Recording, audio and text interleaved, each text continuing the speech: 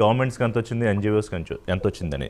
ఇదొక ఆస్పెక్ట్ అయితే, రాహుల్ గాంధీ సెంట్రిక్గా ఇప్పుడు ఇది ఎందుకు మారిందంటే, ఆయన పదే పదే బైడెన్ గవర్నమెంట్ ఉన్నప్పుడు యుఎస్ వెళ్ళడము, అక్కడ ఇప్పుడు ఎందుకు వెళ్ళట్లేదు అని ఒక ప్రశ్న.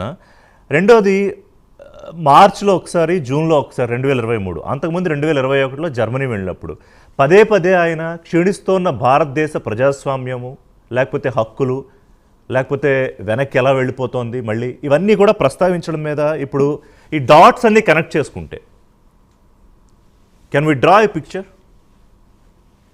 అంటే పొలిటికల్ గా ఏ పిక్చర్ అయినా డ్రా చేయొచ్చు. Political narrative I'm asking political only. Politically you can connect all the dots. ఎందుకంటే simple, American values of liberalism కానివ్వండి, సెక్యులరిజం కానివ్వండి, హ్యూమన్ రైట్స్ సెంటర్డ్ ఎజెండా కానివ్వండి, పొలిటికల్ డెమోక్రసీ అనే డిక్లైన్ కానివ్వండి, వీటన్నిటికీ ఇండియన్ రిప్రజెంటేటివ్ ఇస్ కాంగ్రెస్. మనం యాక్సెప్ట్ చేసినా చేయకపోయినా బీజేపీని కాంగ్రెస్ అటాక్ చేసే పాయింట్స్ ఇవే. ఇండియాలో డెమోక్రసీ క్షీణించిపోతుంది, హ్యూమన్ రైట్స్ అన్ని డిక్లైన్ లో ఉన్నాయి, మైనారిటీస్ అనే వాళ్ళు భయపడుతున్నారు, సెక్యులరిజం అనేది వెనకబడుతూ ఉంది. ఇవి popular points of Congress and the left in India. వాటిని అమెరికా వాటికి beacon of democracy in the world కదా. అంటే మొత్తం మోడర్న్ లిబరల్ వాల్యూస్ అన్నిటికీ America and Democrat party in America అనేది వాటికి సింబల్స్. సో వీళ్ళ మధ్య ఒక అలైన్మెంట్ ఉందా లేదా అనేది పెద్ద డిబేట్ ఏం కాదు. అంటే పొలిటికల్లీ మనం డాట్స్ కనెక్ట్ చేయొచ్చు. కానీ నేను ఇందాక రేజ్ చేసిన పాయింట్, ఎందుకు నేను అంత స్పెసిఫిక్ గా మాట్లాడుతున్నానంటే, మనం ఇంటర్ఫరెన్స్ అనేది ఏది అనేది చాలా చాలా ఇంపార్టెంట్ కేటగరైజ్ చేయడం. ఫర్ ఎగ్జాంపుల్, రీసెంట్ గా ఇండియాలో ఉమెన్ రిజర్వేషన్ బిల్ ని ప్రవేశపెట్టారు, పాస్ అయింది. అది ఎప్పుడు ఇంప్లిమెంట్ అవుతుందో తెలియదు.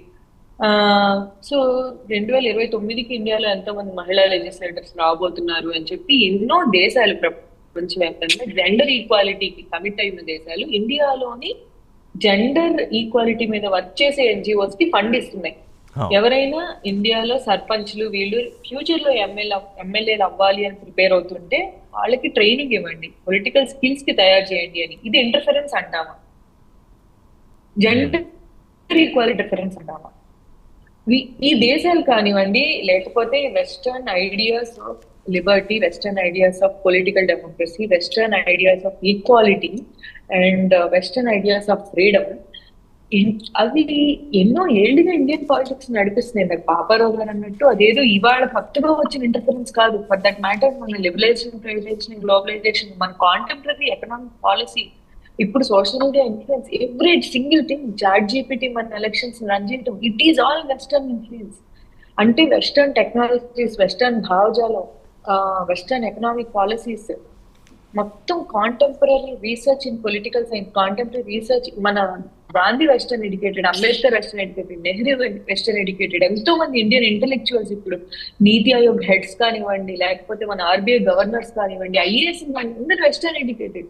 అక్కడ భావజాలను తీసుకొచ్చి ఇండియాలో ఇంప్లిమెంట్ చేస్తున్నారు. సో మనం ఇంటర్ఫరెన్స్ అని దేన్ని అంటున్నాం? ఇంటర్ఫరెన్స్ అని దేన్ని అంటున్నానంటే, నేను స్వాతి గారు, భారతదేశంలో ఏ ప్రభుత్వం, ఏ పార్టీ అధికారంలోకి రావాలి, ప్రభుత్వం ఏర్పాటు చేయాలి.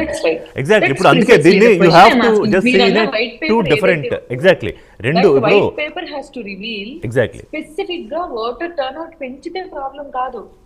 ఓటర్ టర్న్అవుట్ పెరిగితే అది ఒక గుడ్ డెమోక్రసీ యొక్క లక్షణం. అంతే కదా. ఓటర్ టర్న్అవుట్ కానీ ఒక స్పెసిఫిక్ ఏరియాలో ఒక స్పెసిఫిక్ క్యాండిడేట్ ని దించడానికి, అంటే మనం ట్రంప్ మాటలు ఎంత సీరియస్ గా తీసుకోవాలనేది కూడా ఆలోచించాలి కదా. ఆయన చాలా మాట్లాడతారు, అందులో ఎన్ని మనం సీరియస్ గా తీసుకుందాం. ఒకవేళ అండ్ 200 crores అనేది ఎంత పెద్ద అమౌంట్? నో ఇక్కడ కాదు, ఇక్కడ 200 crores, 2 crores, 2000 crores కాదు స్వాతి గారు.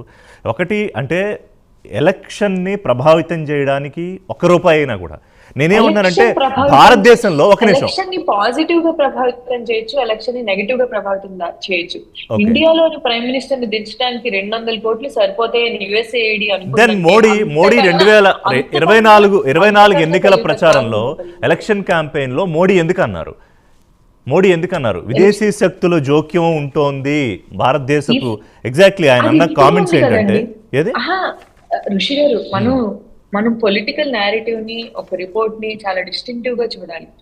పొలిటికల్ నేరేటివ్ అనేది ఏంటంటే, బయట దేశం శక్తులు నా మీద అటాక్ చేస్తున్నాయి, భారతదేశం మీద అటాక్ చేస్తున్నాయి. సో మన భారతదేశం యొక్క అస్తిత్వం ఒక ప్రశ్నలో ఉంది. మనం భారతీయులుగా కలిసి నన్ను గెలిపించాలి అనటం ఒక పొలిటికల్ నేరేటివ్.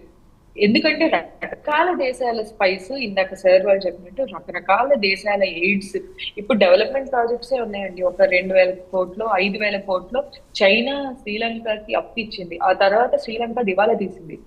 దివాలా తీసి ఆ దేశంలో ఒక ప్రభుత్వం మారిపోవడానికి దారి తీసింది. అది డెవలప్మెంట్ ఎయిడ్ అంటామా, పొలిటికల్ ఎయిడ్ అంటామా?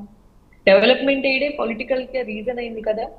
సో ఎక్కడైనా western funds, contemporary globalisation and foreign countries ఇచ్చే డొనేషన్స్ వల్ల ఈ రిస్క్స్ ఎప్పుడు ఉంటాయి. దాన్ని మనం పొలిటికల్ నేరేటివ్ గా చూడాలి. ఇప్పుడు నాకు ఒక నిమిషం స్వాతి గారు, రాహుల్ గాంధీ చేసిన కామెంట్స్ లేదా ఆయన అడిగిన ఎయిడ్ లేదా హెల్ప్ ఏ రకమైన హెల్ప్ అయి ఉంటుంది? సపోజ్ ఆయన మార్చి 2023లో యూకే విజిట్లో కేంబ్రిడ్జ్ యూనివర్సిటీలో మాట్లాడుతూ బ్రిటిష్ పార్లమెంటేరియన్స్తో ఆ ఇంటరాక్షన్ సందర్భంగా భారత ప్రజాస్వామ్యం ప్రమాదంలో ఉంది. జూన్ 2023 యుఎస్ఏలో నేషనల్ ప్రెస్ క్లబ్లో మాట్లాడుతూ వాషింగ్టన్లో democratic back sliding in India అన్నారు. 2021 జర్మనీలో ప్రజాస్వామ్యం క్షీణిస్తోన్న పరిస్థితిని ప్రపంచ ప్రజాస్వామ్య వ్యవస్థలు నోటీస్ చేయాలి అని కామెంట్ చేశారు. సో దీన్ని ప్రొటెక్ట్ చేయడానికి మీ ఇంటర్వెన్షన్ కావాలి, మీ ఇంటర్ఫీరెన్స్ కావాలి అన్నారు. Good question, thank you, very good question. 2024లో Andhra Pradesh లో చాలా ఇంపార్టెంట్ ఎలక్షన్స్ జరిగాయి, మీకు తెలిసిన విషయమే కదా. సో ఈ ఎలక్షన్ కంటెక్స్ట్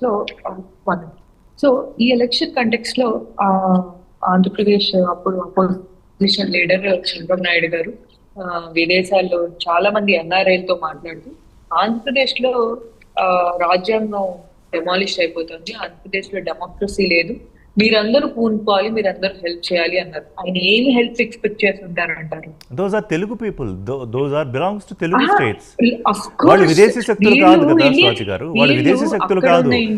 ఆంధ్రప్రదేశ్ నుంచో తెలంగాణ నుంచో వెళ్ళిన తెలుగు వాళ్ళు. వీళ్ళు అక్కడున్న ఇండియన్ కమ్యూనిటీకి అపీల్ చేయొచ్చు, లేదా foreign. So you are supporting అంటే కాదు, రాహుల్ గాంధీ జర్మనీ ఇంటర్వెన్షనో లేకపోతే యూకే ఇంటర్వెన్షనో యుఎస్ ఇంటర్వెన్షనో మీరు సపోర్ట్ చేస్తున్నారా భారతదేశ ప్రజాస్వామ్యంలో వాళ్ళు ఇంటర్ఫియర్ అవ్వాలనే విషయాన్ని? లేదు, నేను మీరు చెప్తున్న లాంటి ఇంటర్వెన్షన్, వాళ్ళు వచ్చేసి మనల్ని ఏదో కూవ్ చేయాలి, నేను అలాంటి వాటిని సపోర్ట్ చేయట్లేదు. కానీ ఐడియాలజికల్ గా, టెక్నాలజికల్ గా వాళ్ళు ఎలైన్ అయితే కనుక రకరకాల విధాలుగా political parties across the world are helping each other win elections. Paparao garu, do you agree? Paparao గారు